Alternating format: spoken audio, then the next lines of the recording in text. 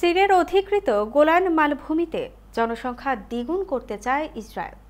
এ উদ্দেশ্যে একটি বৃহৎ পরিকল্পনা হাতে নিয়েছে দেশটি।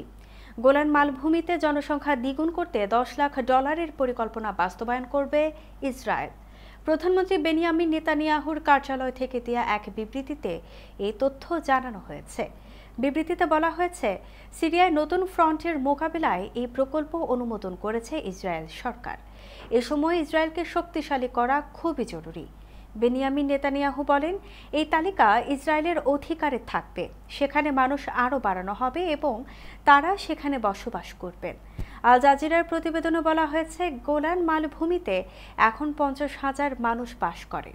তাদের মধ্যে অর্ধেকই ইসরায়েলি ইহুদি।